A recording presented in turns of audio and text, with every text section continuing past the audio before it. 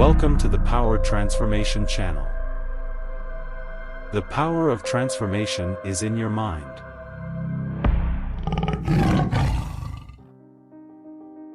Previously in part 1. Well, I wasn't poor by most people's standards, but I came from a family with a poor attitude. And I said, when am I going to learn about money? She says, we don't teach money at school. I said, why not?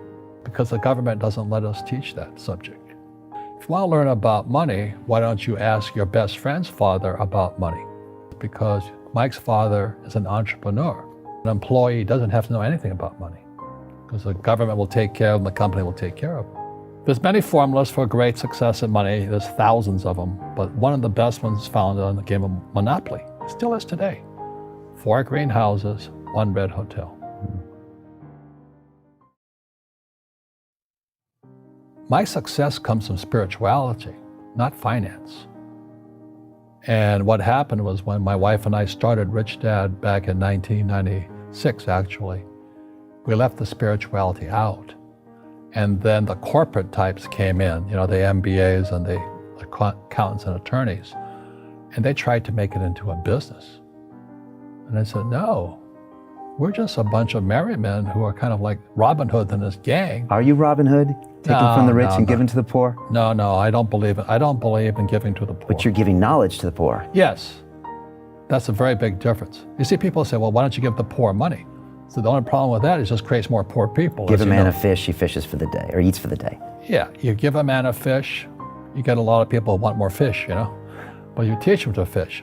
But you are the Robin Hood of knowledge, because I see you giving this knowledge out, and do the rich people cringe and say, don't tell them that, Robin? Yes. Don't tell people what you know. Right. Keep them poor. But, unfortunately, the poor, as was in the Bible, I'm not real religious, the poor will always be amongst us, because it starts up here. Right, it's that fear mentality. It's in their words, and the words become flesh. But when they say, I can't afford it, or I can't do that, they go down. They become what they say. And I meet so many people, I can't afford it. You think I'm made of money? My PhD dad, he says, what do you think I am, made of money? I can't afford that. And my rich dad would say, that's why he's poor. Poor people say, I can't afford it, I can't do that, I don't have time. Because it's an escape. It's an escape, you know what I mean? It's easy to say, I can't afford it. Oh, I'm too tired. Oh, I can't go to the gym. When you could go to the gym, but no, I can't. Truth is, I'm just too lazy to go to the gym. And you play it safe, and you don't introduce new risks into your life, and so I have job security. Right. And your rich dad used to say what instead of I can't afford it? How can I afford it? How can I do that? What would it take, or why should I do that? He says that a question opens the mind, a statement closes the mind. See, when you say I can't afford it, your mind shuts down. And you become what you say. The thing is that we become creatures of our own habits. And until we break the habit, we don't change. Most people they can't believe what they're hearing from Robert Kiyosaki, that Rich Dad, Poor Dad was originally about spirituality, because they think it's all about the money. It's not. Yeah. People say, well, money is not that important to me. Then if money is not that important to you, money is not important to you. You know what I mean? I don't care about money. The money doesn't care about you. The word does become flesh. Oh, I'll never be rich. Or the favorite one is the rich are greedy. It's the poor that are greedy. If you think about it, because to be rich, you have to give something. I have to produce books and games, and I purchase real estate, I provide housing, provide jobs and all that. That's why I'm rich. But greedy people produce nothing. Oh no, it's the rich that are greedy. And I'm going, hey, sports fans, you point a finger forward, 3 are pointing backwards. As we know, there's a big attitude problem against the rich today. I had a guest on my show recently and he said, poor people are selfish. Yeah. Hit a lot of people below the belt. And he said, no, think about it. These people are selfish. They're always complaining about their problems. They're always focused on their own issues. Yeah. Do you agree with that? Well, the way you get rich is you solve other people's problems. Right. That's how you create value. Yeah. Right. Yeah. If you could cure cancer today, you'd be a trillionaire. You'd be an instant trillionaire. Tell me about how you bring spirituality back into a company, a corporation, or Rich Dad. Well, because it's a business, I can't force anybody to do anything. But we study spiritual books. Like the last book we studied was The Power of Now by Tolle, T-O-L-L-E.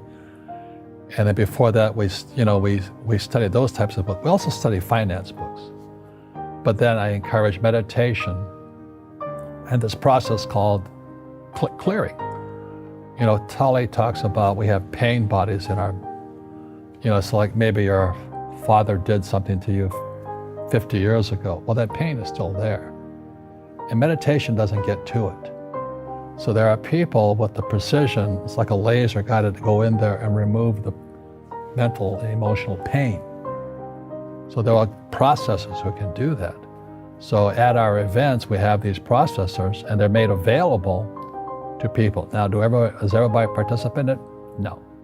Right. You have to have a little faith. It doesn't work. Right.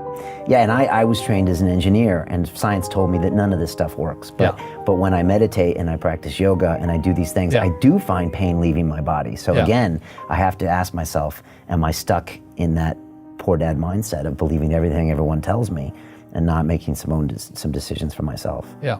So anyway, how does a guy like me, a little kid with no money, and it wasn't I was poor, we're very middle class, I think my father was making about $20,000 a year. And when I graduated from college, I was making $120,000 a year, 6 times the amount he made. And I was 21 years old.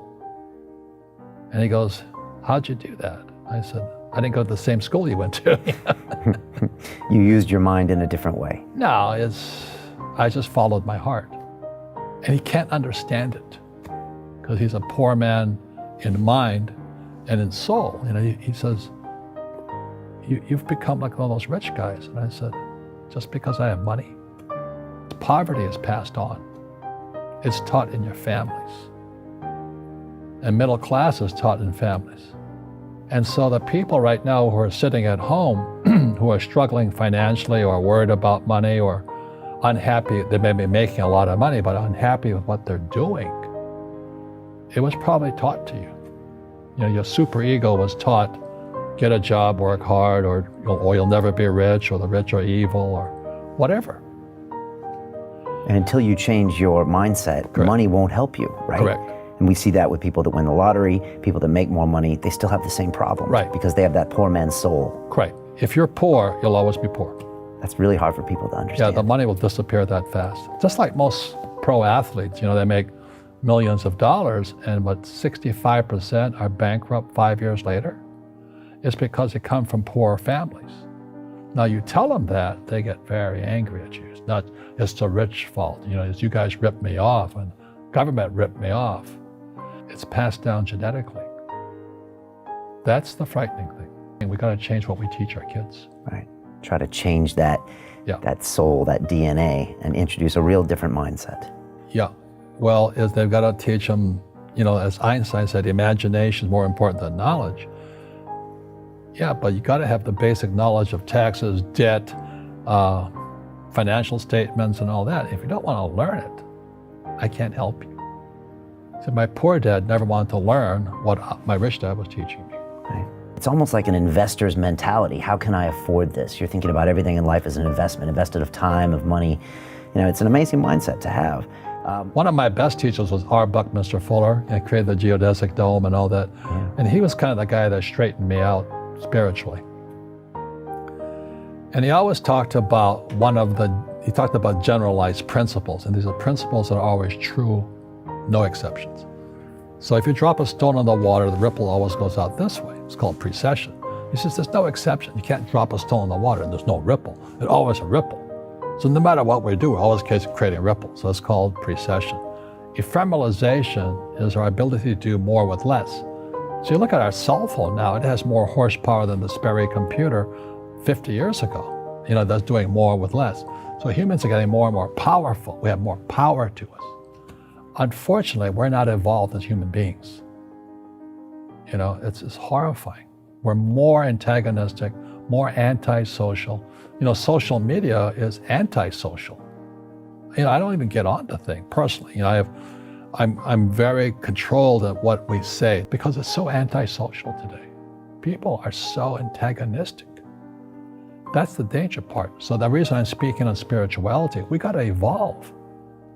You know, it means meditation, it means yoga, it means praying, it means going to church, whatever it takes. But you got to get back to calm and peace and meditation. You know, I have bad luck too. I've had financial crashes. I've had people stab me in the back, but they're all good because I grow from it. That's spirituality. Right. You know, people who are afraid of making mistakes, like they teach in school, they don't ever grow. Because spirituality is there's good and there's bad, there's right and there's wrong, there's up and there's down. Most people only want to be right. They only want to be positive.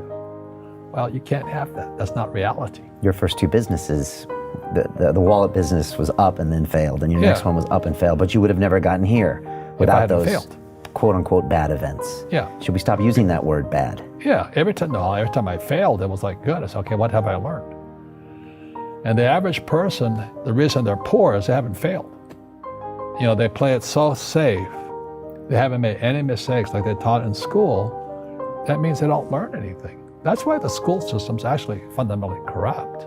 It's anti-education. Right. Don't make mistakes and don't ask for help.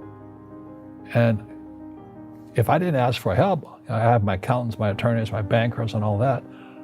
You know, I go into business like a rugby team. You know, boom, boom, and we kick butt.